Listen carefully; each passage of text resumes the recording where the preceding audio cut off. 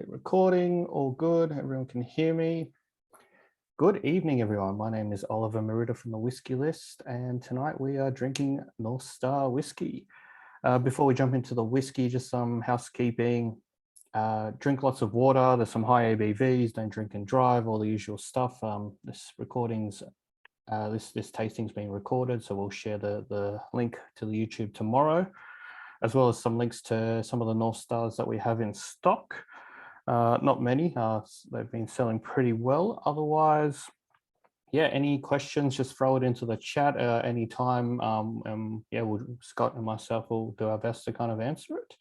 Otherwise, yeah, just me today. Emma sends her apologies. She's otherwise engaged. But on that note, Scott Farrow from Wonderland Drinks, welcome, mate. Not your first tasting, not your last of us. Welcome back. Thank you. Nice to be here, and always a pleasure to come and talk to people about North Star and whiskey in general, and like, you know, all North Star tastings are, you know, casually discuss things that are not just the whiskey we have in hand, but whiskey in general. And you know, being an independent bottler, you know, we tend to find that the majority of people, you know, they know what they're talking about, or they know why they're interested in North Star, what have you. So, you know, I won't bore you with too many sort of bland details, but please feel free at any time to just shoot out questions, because I think I've always been a fan of the idea that there's no such thing as a stupid question, but there's plenty of stupid answers. But I hope to only give you good answers, not stupid ones.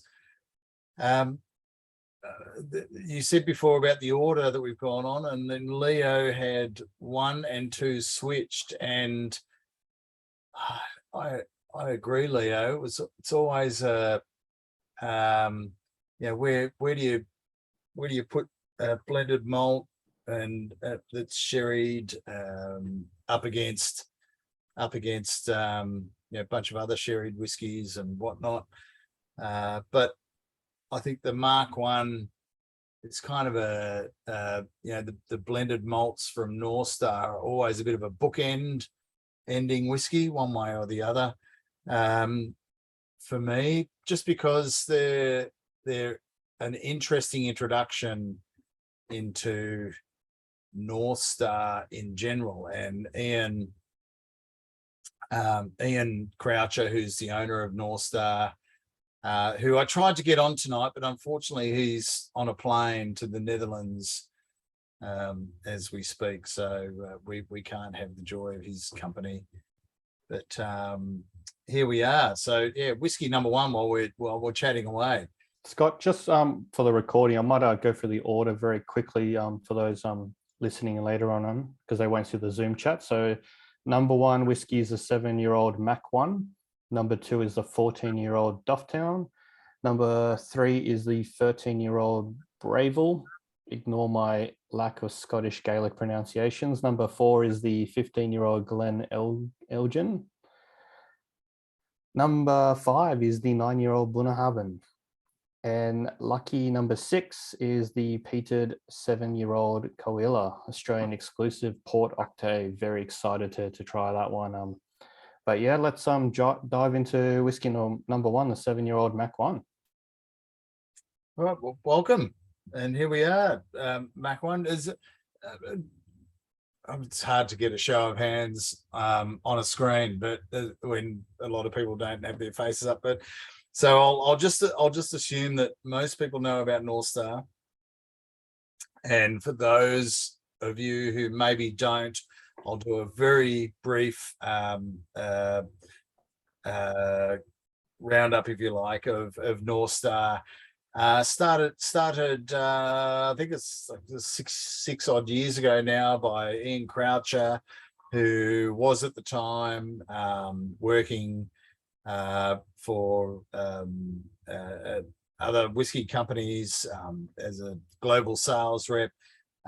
had always wanted to, had the grand dream of having a whiskey company of his own, and has sort of taken that dream and built upon it by somehow blagging his way into the whiskey industry, buying stupid amounts of whiskey that he couldn't afford, somehow finding customers. But in all of that time, always carrying the mantra of great whiskey, affordable and accessible to people. So I think, if North Star and Ian's, why he's doing this is he's always just wanted to find great whiskey that he was able to introduce to people at an affordable price. And that's always been sort of how he started, which is why I think the blended malts, like this one, the Supersonic Mach 1, has been a bit of a hallmark of North Star. And I don't know if any of you know, some of the other blended malts that Ian has released to the market, but he's been responsible for putting out, some pretty spectacular blended malts, things with 40 plus years of age on them, which was only several years ago. And if I had have known that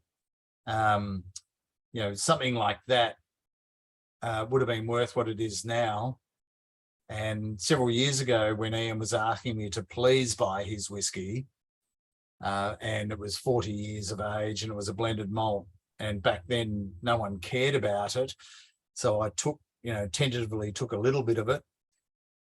But now when I ask Ian, can I please have 20-year-old blended malt whiskies, as much as I can possibly get, he says, I'm sorry, you can't have much. But blended malts, and I think you've all probably know this, that blended malts have finally come back round, or not just blended malts, but blended whiskies. And I saw you just grabbing a bottle off there, Ollie, of the Spiker, 20-year-old Spiker, which was just an incredible whiskey. When was this at the Oak Barrel? Probably 3 years ago. We got to try it, and we got the 40 as well, and I got both, and I drank the 40 because it was that good, and this one is for another day. But it's such an amazing blend what Ian comes up with, all his range. And Ian's the first person to always admit that he's not the person responsible for blending, and he's always forever saying, he's just a mere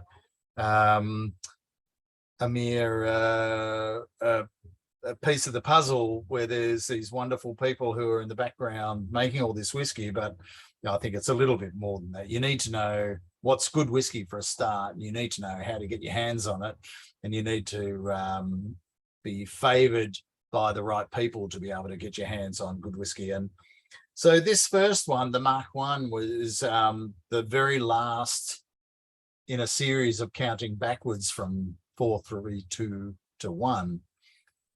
I love this already. It's at 46%. It's only 7 years old, but it's got a wonderful nose on it. It carries notes on it of something that is perhaps, much older than 7 years of age. I would suggest that, yes. Love it, Leo. Yeah, absolutely. Couldn't agree more. It says to me that, here's a whiskey that's been in barrels, sherry barrels that are not your usual, or your modern seasoned sherry barrels. And what I mean by that is that, the whiskey industry struggles these days to get hold of old sherry barrels. Mostly they're using seasoned sherry barrels, which have been purposely filled with sherry for, these days they say about 4 years is how long they've had sherry in them, but they're purposely seasoned for the specific purpose of passing on to the whiskey industry so that they can have sherried whiskies. Whereas the old school sherried whiskies were from, barrels that had held sherry for tens of years, that were purposely filled with sherry for the purpose of drinking sherry when people used to drink sherry. And those barrels were, just passed through the industry as they were in that time. And there's a marked difference in nose and taste from those sherry barrels to the sherry barrels that are being used today that are for seasoning. And quite often today the purpose of seasoning barrels is for color, as opposed, color and some flavor, of course, but those deep tones and notes that you get from old barrels, we just are finding less and less in modern and young whiskies. So when Ian releases his blended malts, they're always sherry matured whiskies, and I think this one is another example of where those notes and those flavors that we're getting is like they show more than just a modern hint of seasoning. This was, and I don't know if you've got enough in your glass to be able to see, but it's a bit cloudy. It's a bit cloudy, and that's the flock. And Ollie, you of all people would know very well of the flock shots that you guys have released and what have you. And we're big fans of the flock here. Exactly. Which does not mean bad whiskey. It's whiskey butter. It's all the flavors. Can't hide it. So the story behind this whiskey is that when Ian first had a parcel of this, it was all cloudy, and one of Ian's most influential and important markets is Germany. And he sent a sample over to Germany and said, "Oh, what do you think of this? It's amazing." And he wasn't thinking too far beyond, what do you think of this whiskey? It's really delicious, and it's so inexpensive, but it's just, what we love. And his key customer in Germany said, "No, or nine, we cannot have this. Our customers will not want this cloudy whiskey. This is no good. We can't have it." But he had this huge parcel, and he just thought, well, what am I going to do with it? I've got this huge quantity of whiskey, and I need to do something with it because it's delicious.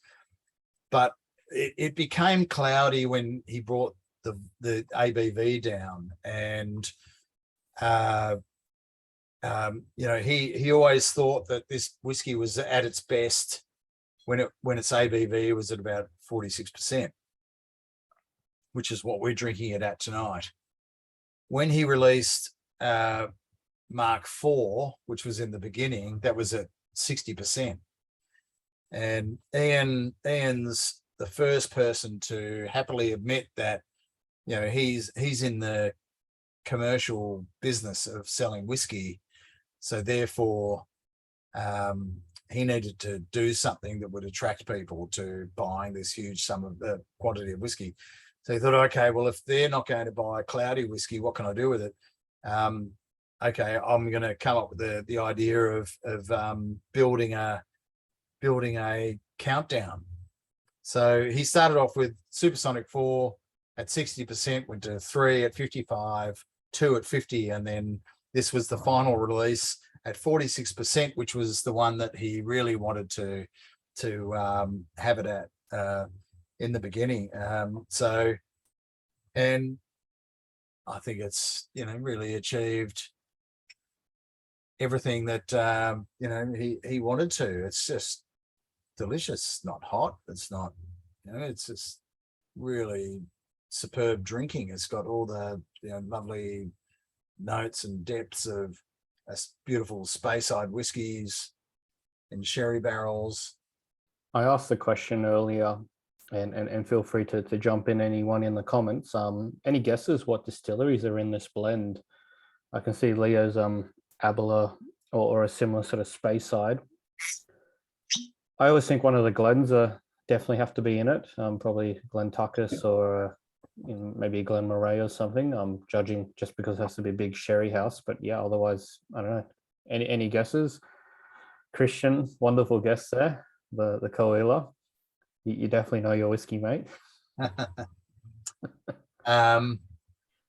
It's, well, I'll give you a it's a blended malt that's not from one distillery, and it's all sherry cask. So you'd have to think of, well, who's a group of distilleries who work primarily with sherry casks for all their whiskey, or someone of that nature.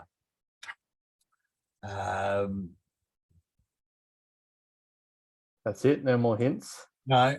Well, there might also be a hint in the fact that Ian has got prior form with working with this company in particular, and has bottled some exceptional whiskies from this company. And when I say company, there's a company that owns a group of distilleries as opposed to one. But I probably couldn't give any more hints than that without Christian's oh Edrington, Jimmy of Diageo. I mean, Diageo it's you know, they own 30% of the whiskey industry. I mean, you know, it's like shooting a shotgun and going, oh, I'm going to hit something. And however, that's not to say that answer is incorrect by any stretch of the imagination, because Diageo are accountable for so much of the independent bottlings that we see around.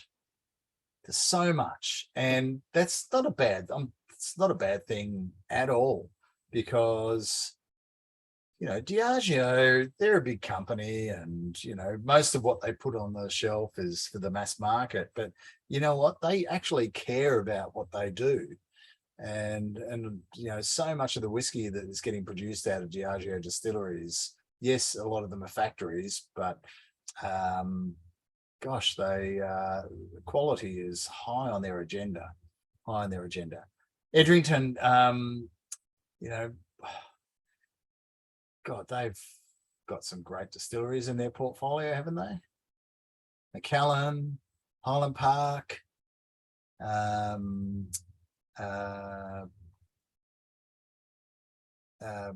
who else have they got?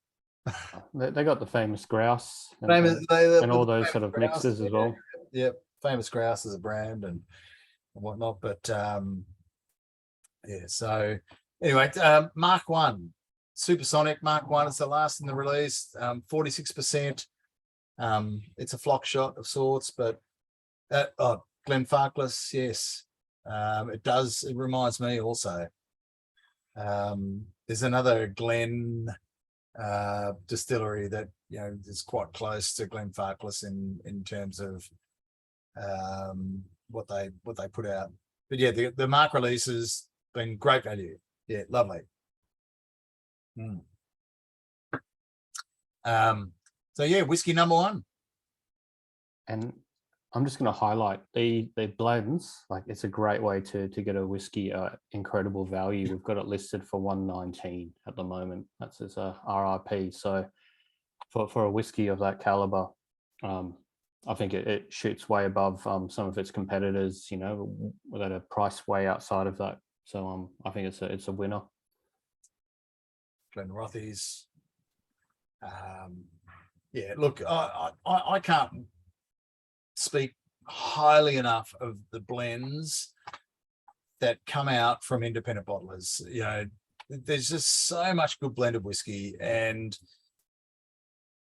one of the reasons I hype on and wax lyrical about blends is because, you know, as whiskey lovers and whiskey drinkers who really looking for value, you'll so often find them in the blends that are being put out by independent bottlers, moreover than anything else, because these are the unloved products of the industry, and just because they're unloved does not mean that they're overvalued or underqualityed or anything along those lines, if they are words, but I'll use them tonight. The blends, and you showed the 20-year-old Spiker before. I mean, that's not even a blended malt. That's a Scotch whiskey, a blended Scotch. It's grain and malt. I mean, there are some absolutely spectacular blends out there, which I will happily pay for and drink, day in, day out, overhyped single malts or single casks. So I would just say to everybody, please, keep an open mind with blends, and listen or read what people are saying online about them, on social media. Take it and look into it, because you do yourself a favor, you do your wallet a favor, do your taste buds a favor.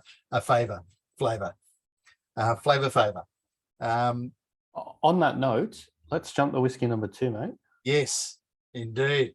So it's the Dufftown, 59.5%. So big jump in ABV here. Big jump in ABV, and ABV is not everything. We know that. So I think one of the things about Ian is that he's always keen to bottle things that aren't everywhere. Dufftown is a Speyside distillery in a place just near a town called Dufftown, oddly enough. It's a distillery that is probably got a classic sort of Speyside style about it. It's used in the Singleton. I mean, if you want to go, where do I find Dufftown? Well, you don't really find Dufftown at all. But if you know the Singleton, which is retail, travel retail, big supermarket type of whiskey, but you don't really see it released as itself. Again, another reason I love independent bottlers, grabbing products, grabbing barrels of things, saying, "Wow, that's just bloody entirely tasty. I'm not even going to water it down, because as it is, it's just incredible." This is bottled from a refill hogshead, 14 years old, one of only 241 bottles. At 14 years, it's been a tight cask. So there's but yeah, straight off the bat, got that real sort of lovely bourbon cask, Speyside sort of orchard fruit style about it. Apples and pears.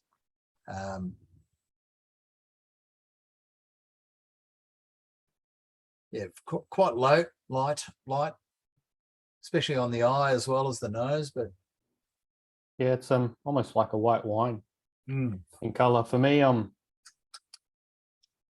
love the fact that it's a high ABV. Like this is a shimming natural cask strength. He's thrown it into a refill, so you're going to get the character of the spirit the new make coming through, and there's nowhere to hide. And it is clean, but it's also quite malty, like very malt forward. And that's kind of the thing that's really singing out about this whiskey, and it's got a beautiful warm finish. I was potentially expecting it to be a little bit hot at that ABV, but for me, it's come across quite nice. I'm getting some sort of I'm getting those Speyside fruits, a little bit of wet hay as well, barnyard hay maybe. yeah, it's got that, definitely got that sort of cakey sort of thing going on. Yeah, the alcohol gives you a bit of a pepper, but not a big, like, not a big alcohol hit, but more a sort of peppery sort of thing going on. But I just did a quick Google. Serge from Whiskey Fun, probably one of the best reviewers in the world. He scored this in 88 points, which is massive. oh, there you go. Anything over 85 in his books is huge. Anything Yep. 90 is phenomenal. Yep. So to get an almost 90 from Yep. Serge on a little IB bottling like this is, I think, a winner. Yeah, absolutely. And I think, once again, this is why I love North Star, and why I've always loved North Star, and I think why people generally around keep loving North Star and keep talking about it, because they're just Ian just keeps delivering. He's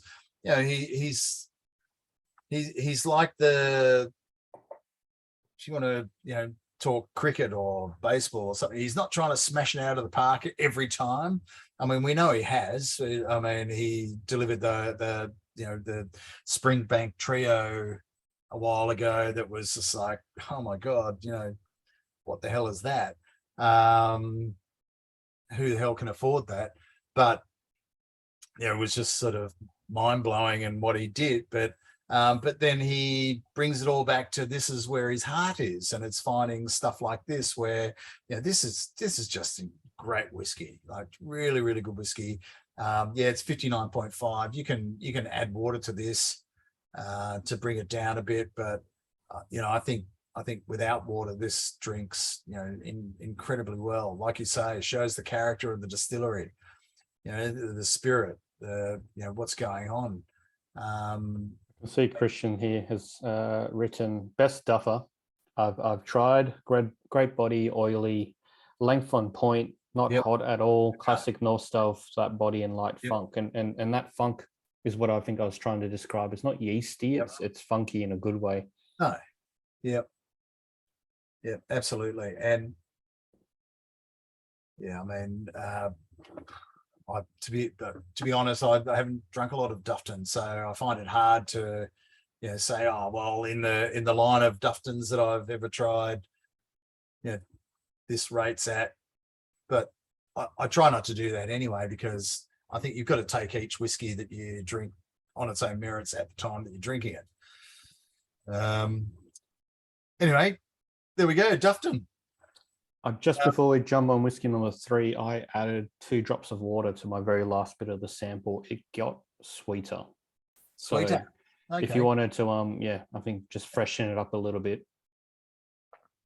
Michael, for just joining, we've just had whiskey number 2. Let me paste the order again for everyone else who's just joined, and we are about to kick off to whiskey number 3. Perfect segue. The 13-year-old Braeval. 54.5%. Another big one. 54.5%, another big one. Not as big as the last, but a very different whiskey from the last. Very different. So Braeval of Glen, an interesting distillery, one that again doesn't get spoken about much. Braeval was originally built by the Canadian company Seagram's when they were on a mission to take over the world with whiskey, and they built the distillery on the orders of the owner of Seagram's at the time. The story goes that he was coming to Scotland and wanted to taste whiskey from his own distillery, or new make from his own distillery, and they hadn't even actually put the final bit of the roof on, but they had to have the stills going, and so he could taste the new make coming off his stills before it even go. But I guess that was the guy who started Seagram's, who was obviously like all those great visionaries of companies. This is what I want, and I want it now, and make it happen, and But anyway, so Braeval of Glenlivet was started, as it was known at the time. Braeval's of Glenlivet, obviously just down the road from the famous distillery Glenlivet, but they dropped the of Glenlivet just to call it Braeval, so it wasn't getting confused with the famous distillery up the road. But it's an interesting. So it's in Speyside, but it's the highest distillery in Scotland, along with Dalwhinnie. And I'm not sure whether that means anything, but it might do. It might do. It's an interesting whiskey, and I think, Ollie, you and I touched on it earlier, and said I don't know if I've drunk a lot of Braeval. This is Ian's first one, right? This is Ian's first Braeval. Yeah. Hands up, anyone had a Braeval before?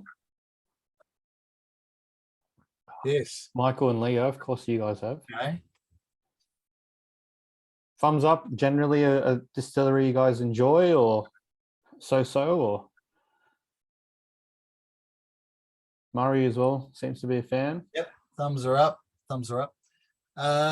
So yeah, this is bottled from an Oloroso bud, 13 years old, one of 341 bottles. I'll just read Ian's tasting notes on this one, actually, and then maybe that's leading people into thoughts a little bit, but I'll do it anyway. So his nose is air fix glue, peach stones, and sweet almonds. That's his nose. His palate is macaroon and candied lemon rind, and his finish is milk chocolate covered honeycomb.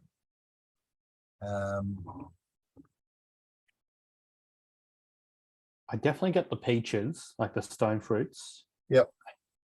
There's a little bit of citrus there, but I'm getting more white chocolate than milk chocolate. Okay. On my first kind of swig, but Leo says molten sticky date pudding on the nose, palates, macaroon, lemon, oil. Mate, you nailed it. You should write tasting notes for Ian by the sounds of it, and finish stewed fruits, refill sherry's obvious on the finish. There you go. Got. We got Mark says super sweet on the palate, this one, icing sugar, Turkish delights. Yeah, I get that vibe. And Murray's a hint of apricot as well.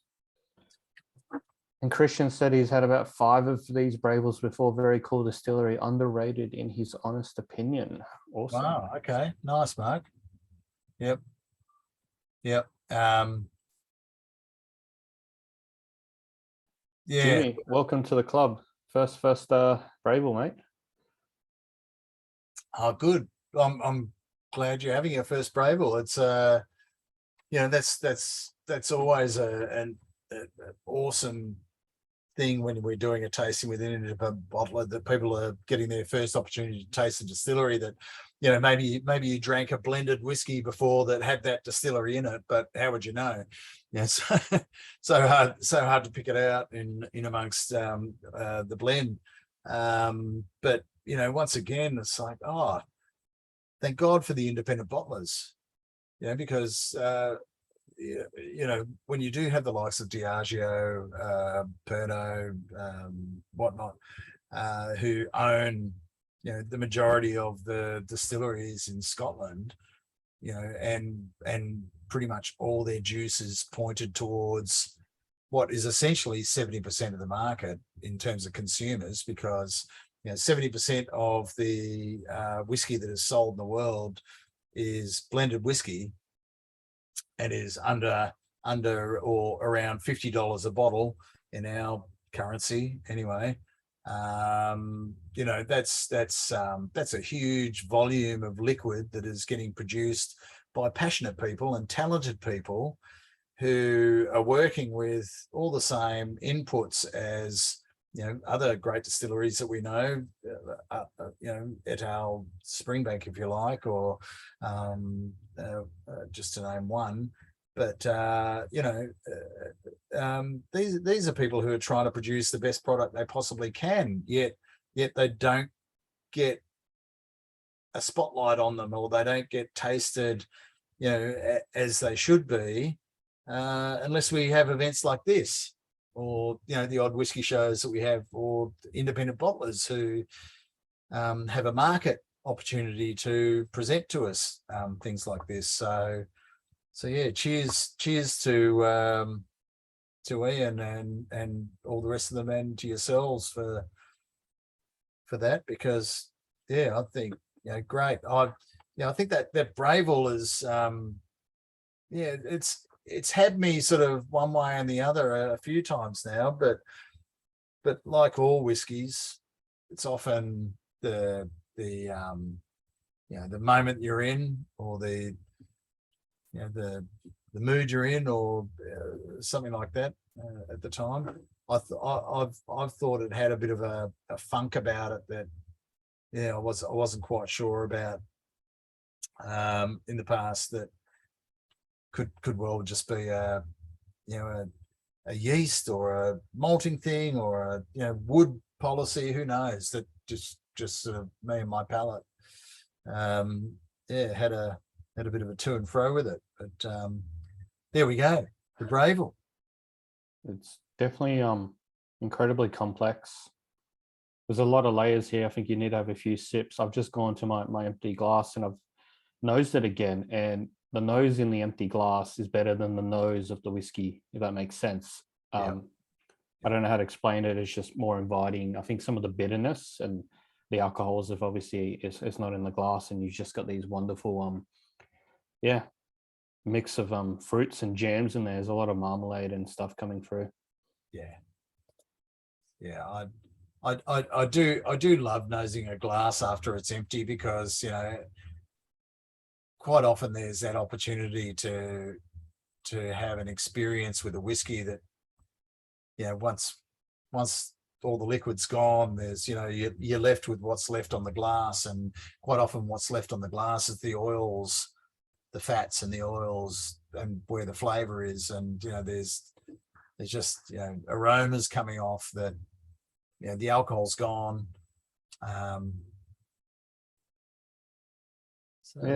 Murray says on the label it refers to sweet almonds on the nose. Yep. Leo, my only other cask was the rolling cask 20. This is different, little funkier. Yeah, less pure, but the complexity completely. Only other Braeval. Like I said, a little funky, but great. It's a fun whiskey. Fun whiskey, exactly. That's what this hat's all about. I love the hat, mate, and I can see you've grown a bit of hair there as well. I have, showing your Scottish heritage there. The most hair that I'll ever have again moving forward. Whiskey number 4, the Glen Elgin, 15-year-old, 53.4%. Yeah, so again, bottled from an Oloroso hogshead. I said to Ian recently, I said, "Oh, geez, Ian, where's all the bourbon casks? Everything, sherry this, sherry that, and what have you." And Ian, I don't know, if any of you have met Ian or not met Ian or seen him on a tasting, and I think probably all the same people here tonight as when we first started. Unfortunately, we couldn't get him because he's on a plane to the Netherlands. But what we do hope, I won't make a promise because he's not here, but we hope he's going to be out next year to be able to come around and do some live tastings. I said to Ian, why all the sherry casks? You know, is that all you can get your hands on, or what's the, and you know, he's an honest guy. He's a straight shooter, and he's never been backward in telling his truth about his journey in the whiskey industry, and how he sources casks and what he does with his whiskies and all the rest of it. And he just said, look, Scott, the honest truth is that, you know, I love whiskey and I always try and deliver the best whiskey I can possibly find. He said, the market is telling me they want sherry cask whiskies. He said, you know, that's just the truth of the matter. And, you know, being another extension, I guess, of what he does, and me talking to consumers and speaking with, you know, you, Ollie, and what have you, it's the truth, you know, that people are just like desperate for sherry cask whiskies. And, you know, but he'll deliver bourbon cask as well, like the Dufftown, because, you know, we shouldn't be exclusively sherry cask whiskey drinkers, but this one is, again, this one is, yeah, so distilled at Glen Elgin Distillery, Oloroso Hogshead, one of 272 bottles at 53.4. So it's so dry for a 15-year-old. That's the first really thing. dry. Like, it just really sings out at you. Like I've had other distilleries from Speyside or Highlands that are, you know, 30 that are as dry as this, and yeah, it's quite unique in its dryness, I think. Yep. And you know, Oloroso, I don't know how many people have drunk Oloroso sherry by itself. It's a dry sherry, you know, it smells sweet. On the front of the palate, it is sweet, but it dries on the back of the palate. You know, it's a dry sherry. And I'm often telling people, you know, if you want to understand PX cask whiskies and Oloroso whiskies, you know, and why they are how they are, then go and drink the sherries. You know, go and have an experience with the sherries before they became a whiskey cask, because that will help you understand why is a whiskey in an Oloroso cask, why is that dry? You know, so well, that's what's, you know, the DNA of the maturation is that's what's going on. That also speaks to the length. So Oloroso and PX, you know, what matures better?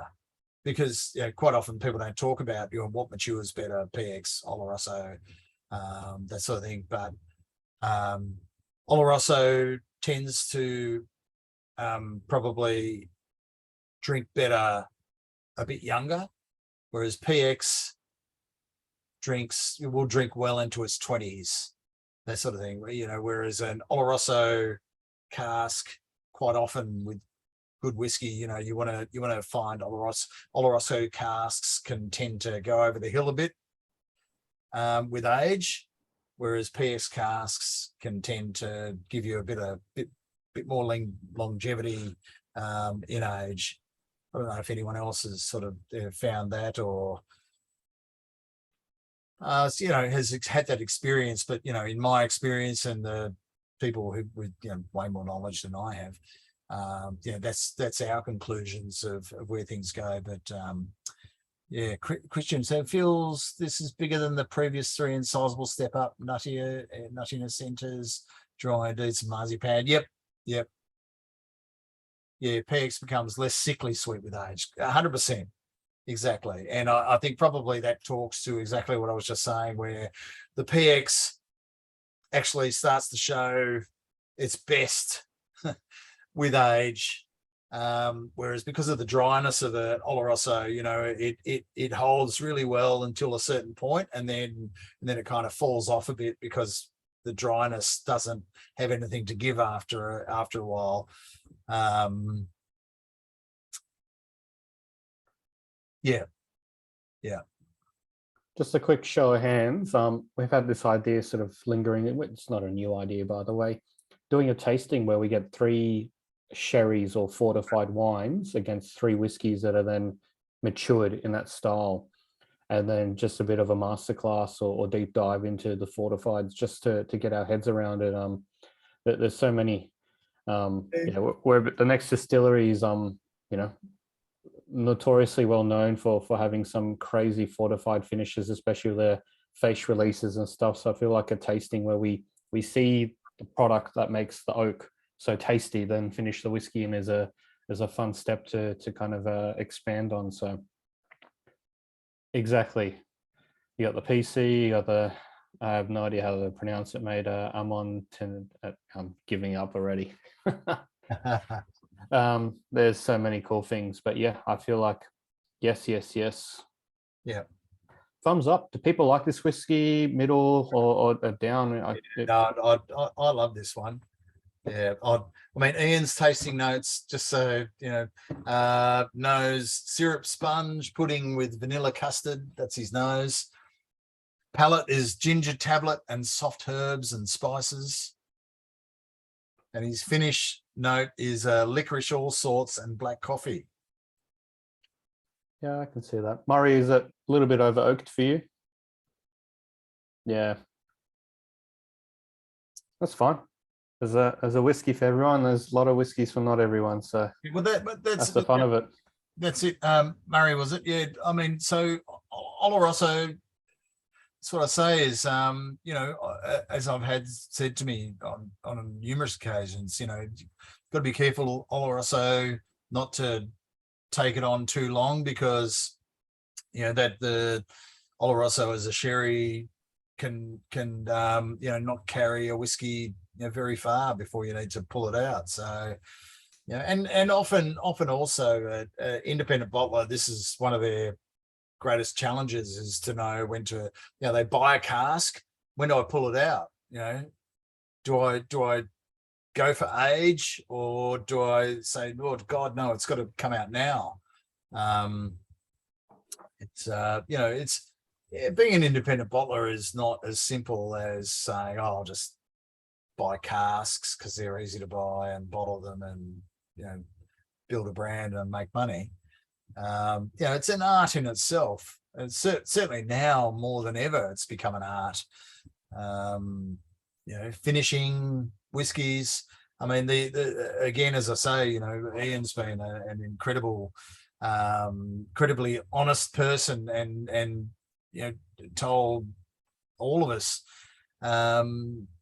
often, he buys whiskey sometimes and he can't sell it as it is. He needs to finish it. He needs to do something with it.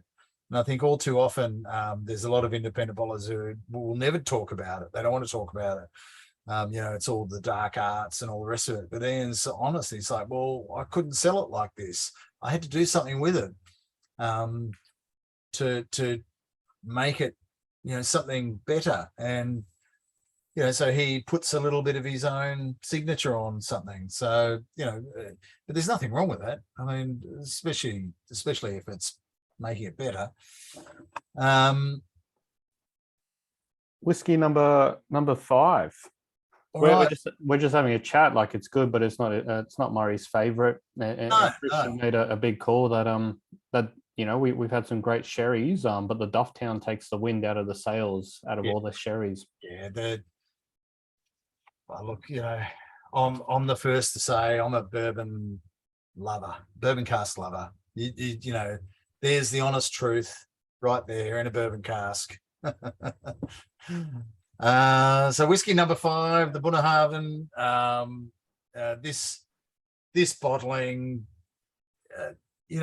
so often, I'm buried deep in my business and all the whiskeys that I'm dealing with and products I'm dealing with, and quite often there's people telling me what's going to be hot before it's even got here. I just haven't had the time to get across it. It's been sitting on the water getting across here. It's taking 3 months. This release now, Series 18, sat on a wharf in London for bloody 3 months. It took 6 months to get here. It was insane. So by the time I got here, I kind of was thinking of other things. But this bottling in particular was already, it was way sold out before it even got here. Everybody was like, "Oh no, we've got to have the Bunna." I don't know, like, why? I hadn't even tried it. I didn't know. But I think having now tried it, I can understand why people overseas were going crazy for it. It's just a beautiful Oloroso hogshead bottling of Bunnahabhain. I think like we just were touching on before about Oloroso casks and all the rest of it. But Bunnahabhain, 9-year-old Bunnahabhain Oloroso cask, great spirit, 58.4%. Just singing along absolutely delightfully. It's one of 258 bottles. Gorgeous color on it. I don't have a bottle of it sitting next to me, unfortunately, but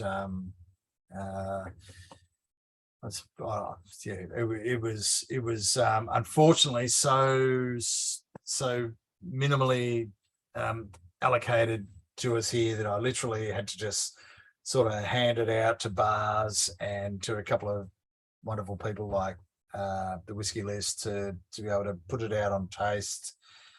But yeah, Ian's tasting notes were, and his nose was Black Forest Gatto, extra maraschino cherries and dark chocolate shavings, palate hazelnut meringue, cocoa powder and cloves, and a finish of Meggy leaves and cinnamon butter. I don't know what a Meggy leaf is. Is it a tea leaf or something? I don't know. It might not be leaf. It might be leaves, Meggy leaves. Ian often in his tasting notes starts using words that most of us aren't familiar with. You'd have to be born in Scotland or live in Glasgow or something like that to know what he's talking about. But either way, all of his tasting notes add up to delicious. Yeah. It's big, it's bold, it's juicy, Yep. It's lush.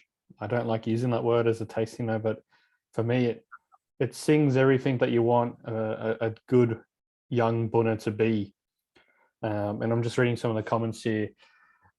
Leo says Christmas in a glass. I almost read Christian in a glass there. That Bunna is humming all right. Christian says all Christmas for this one as well.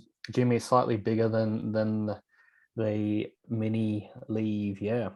And not Aussie sunburn and damnation, proper Christmas, like Northern Hemisphere one. All right. Well, thank you for the clarification, right? Snow. Love it. All right. Well, looks like people Noel's saying love the Dufftown, loving this Bunna. So, it's going to be hard to pick we're going to run a poll at the end. So we're doing multiple choice now, which I ask you to pick your top 1 and 2. Because picking one is just everyone. No one can pick one favorite. It's too hard with such a good lineup. Oh, look, it's always like you said earlier. It's there's always something for everybody, and there's always a great herd of love for this one and that one and all the rest of it. And I think, the Mach 1 is great for value and, just super tasty every night drinking. The Dufftown is, just gorgeous bourbon cask. So true to the spirit of the distillery. And then you got something like this Bunnahabhain. It's like just a classic independent bottler's choice of cask where, it's been offered to them. They've gone, oh God, yes, please. Thank you very much. You often wonder sometimes, why did Bunnahabhain not hold on to this themselves? Why does it get sold to independent bottlers? I can't answer why something like this got sold to an independent bottler. I mean, look, there's numerous reasons why independent bottlers get certain casks, and there was a time there a few years ago where, even though it was called Orkney, pretty much Highland Park was everywhere. It was absolutely everywhere. Like every independent bottler just had casks and casks and casks of Highland Park. And I asked of people who I thought were honest enough to tell me the truth, but I still never got to the bottom of it. But at that time it was suggested that because Highland Park shut down and they were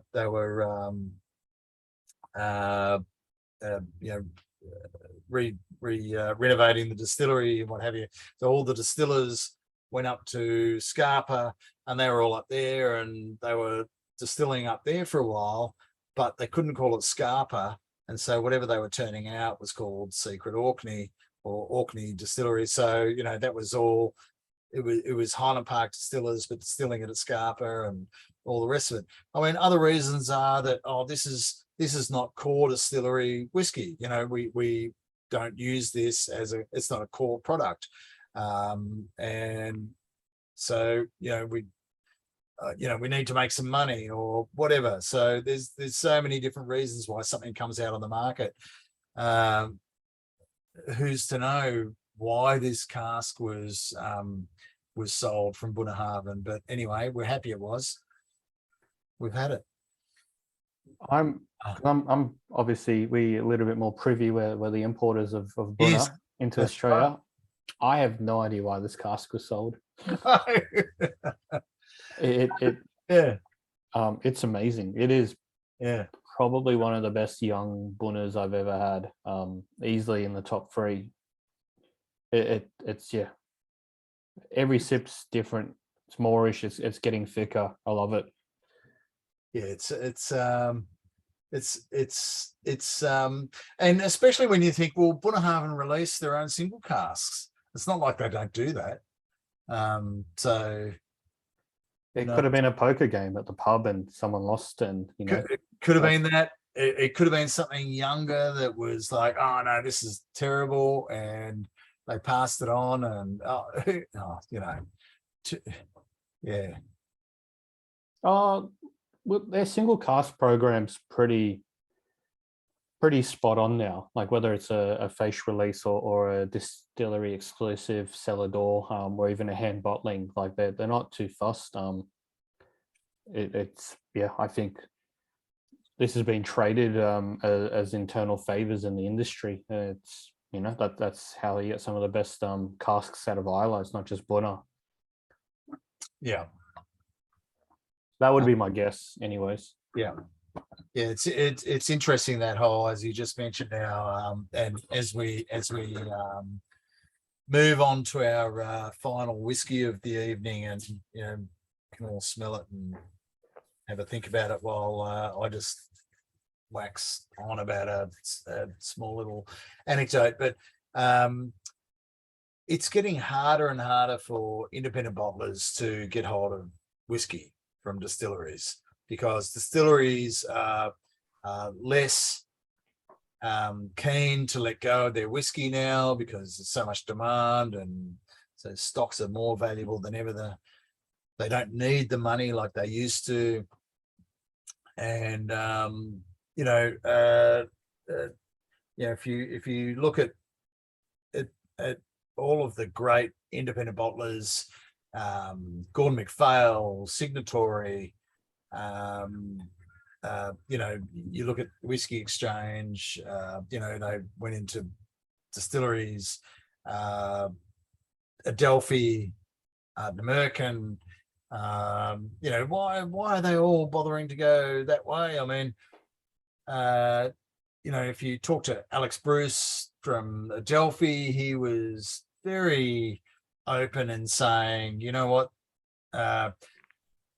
10 years ago, people were throwing whiskey at them at Adelphi. Like, just please take our whiskey. Would you taste this? They could never taste enough whiskey. It was like that much whiskey being thrown at them. That's why Adelphi was able to build, such a great reputation, with so much opportunity, with so much whiskey. And someone like Ian from North Star, who's a relative new upstart, has come along, and you would say, well, in the 6 years he's been around, that's not very long. That's actually the last 6 years in the whiskey industry has been a long time, been a very long time. And Ian's built himself a very good reputation, all the rest of it. He's got money and he's got taste and all the rest of it. But he's found it, he's found the problems that the reason Adelphi, the extension of doing what they're doing was to build Ardent American, because it comes to a point where you cannot build your business any further as an independent bottler. You can't, you just physically, there's not enough whiskey around.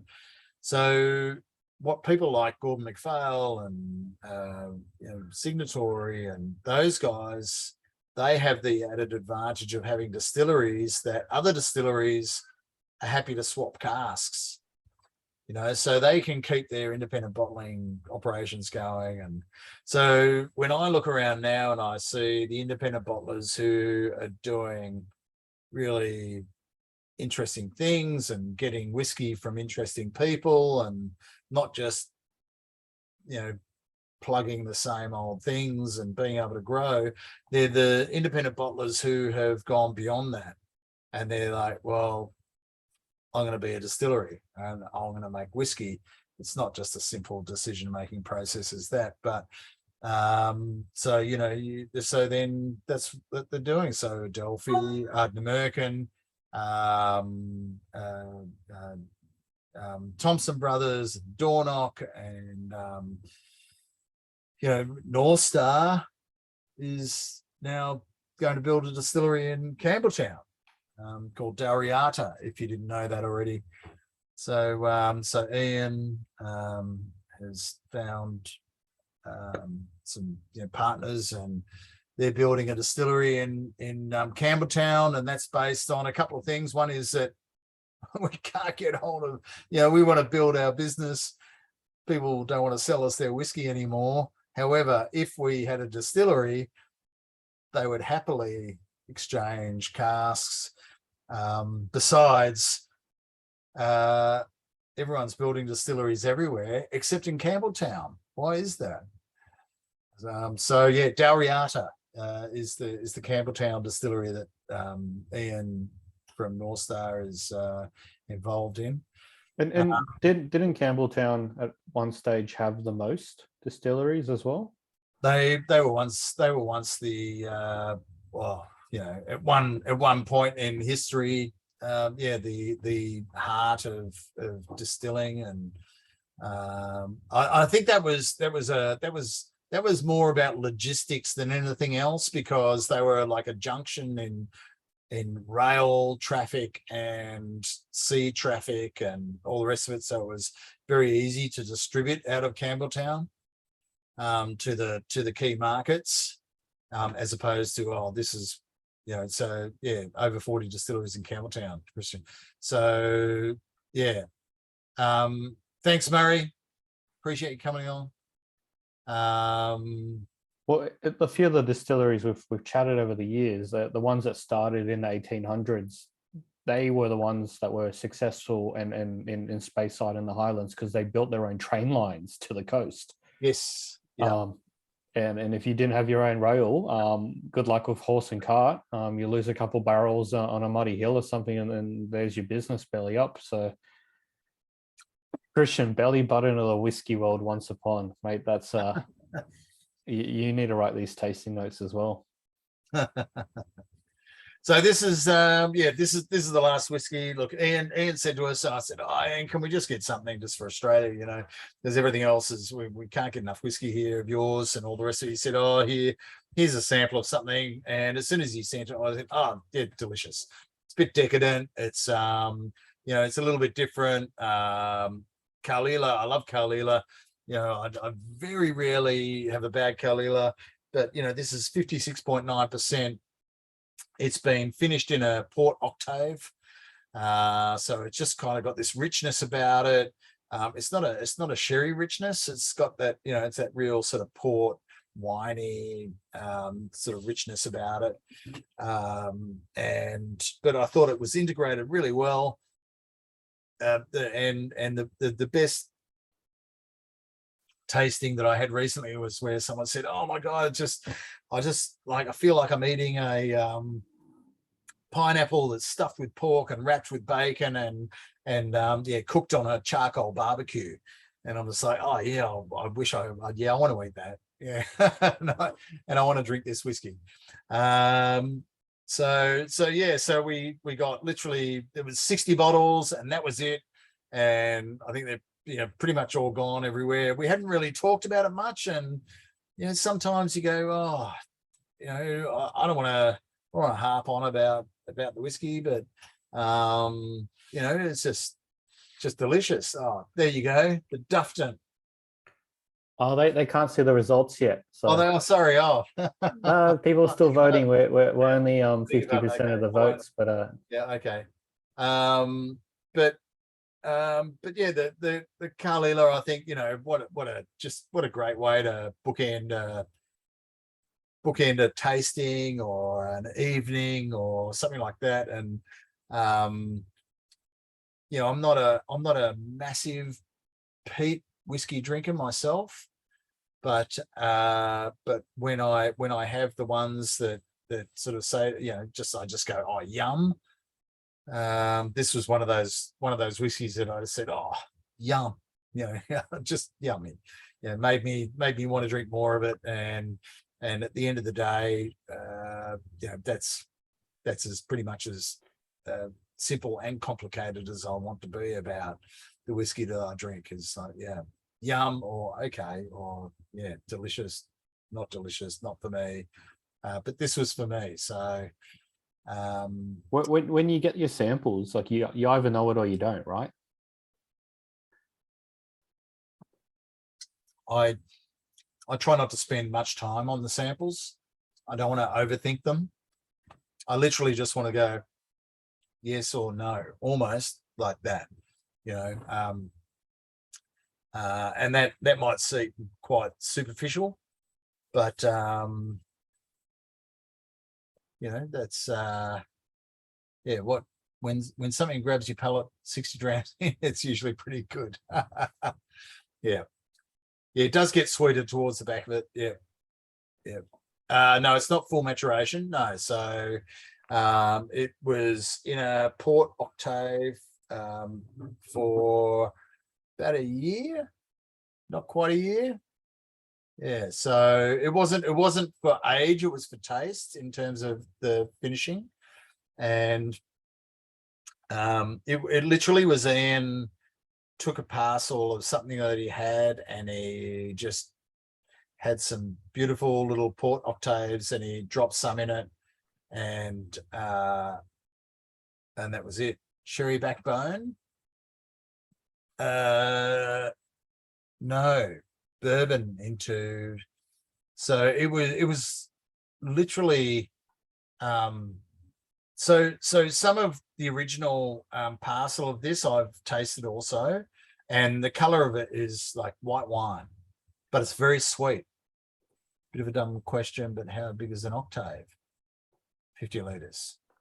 I was just about to say, so most port whiskies we have is what you'd know as a port pipe, which is this long, it's like an Oloroso butt where it's been sat on and squished, and therefore it becomes longer, and they're about 350, 380 liters. Your butts become 500 liters. Your standard bourbon, ex-bourbon hogsheads are 200 to 250 liters. But yeah, the Octave is, I'm assuming, a port pipe. You get the wood, and the someone has broken it down and then rebuilt it as a 50-liter little cask, right, to finish in.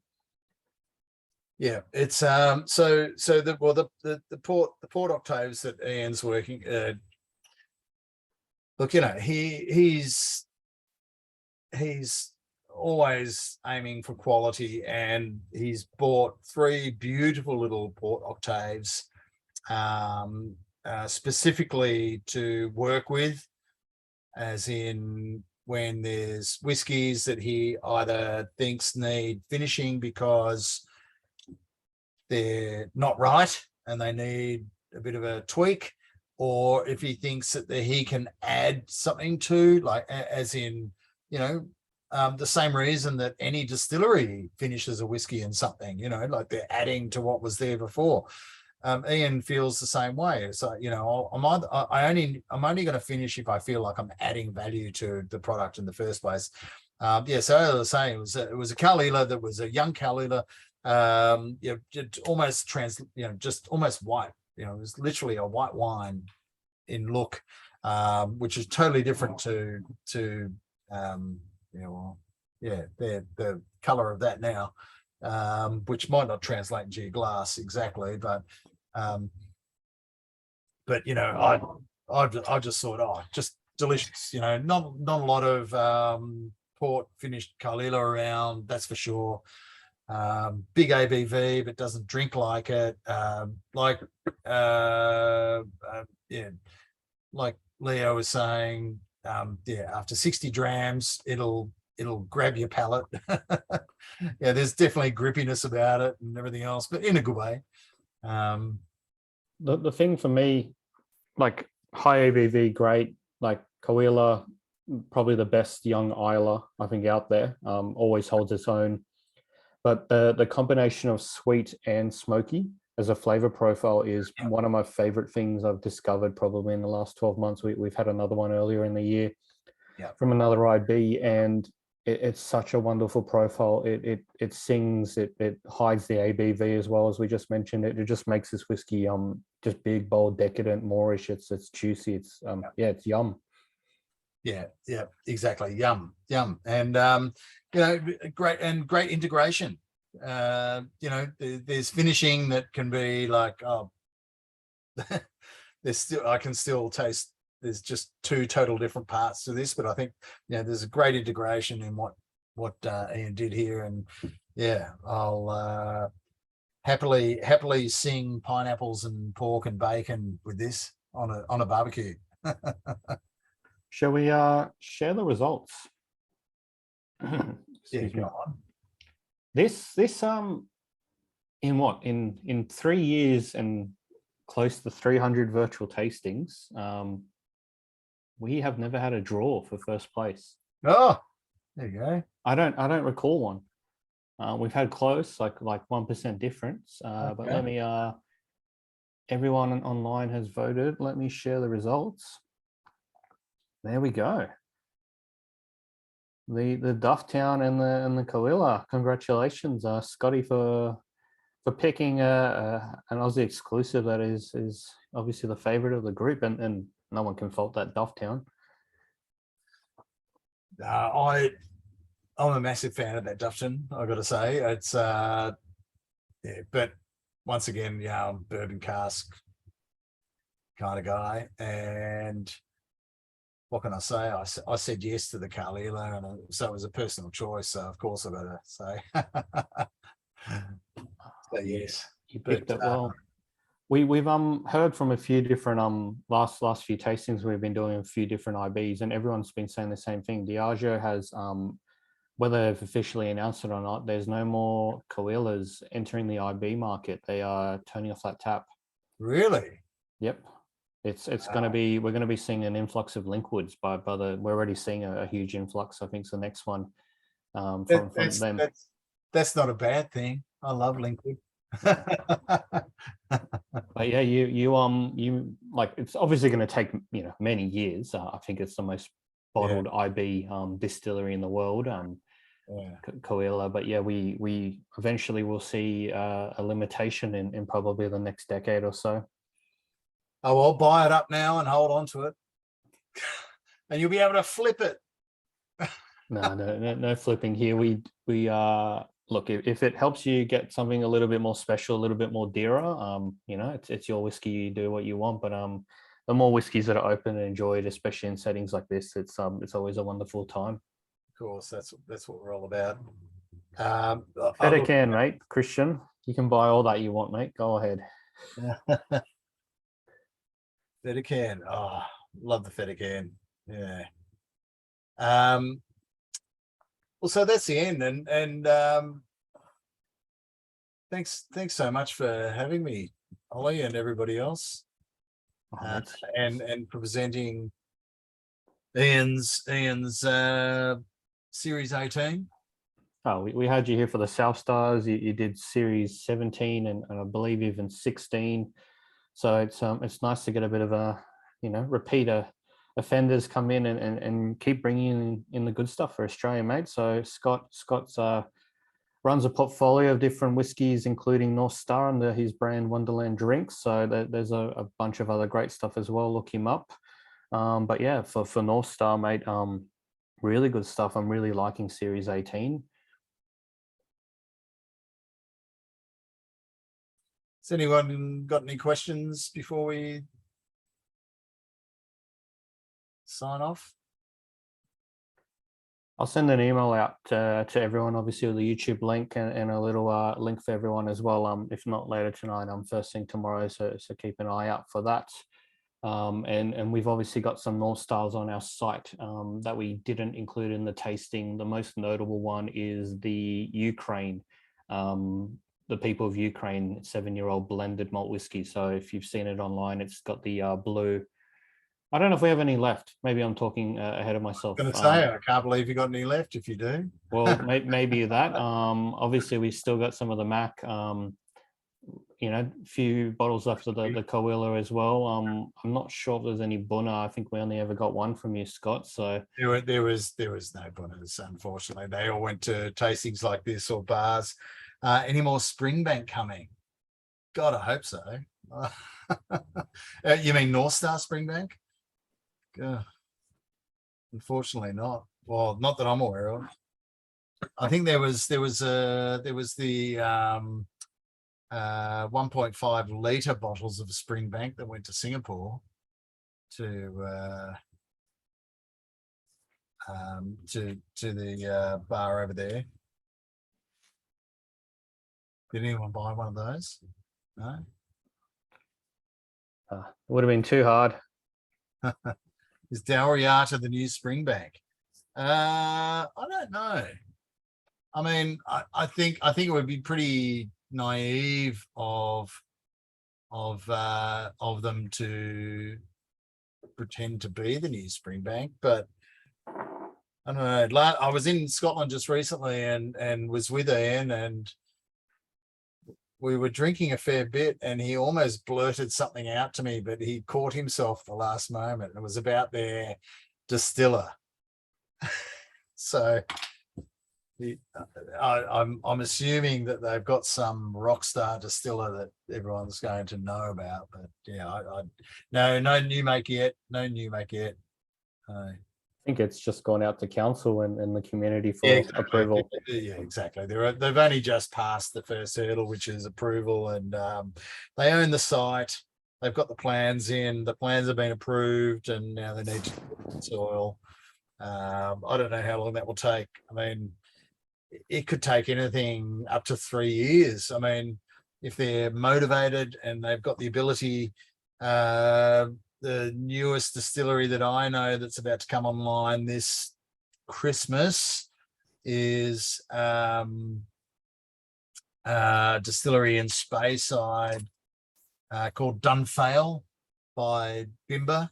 So Bimber, who their its sister distillery called Dufftown, but they literally got approval and turned soil and have built the distillery, and they're going to turn liquid within 12 months, which is unheard of.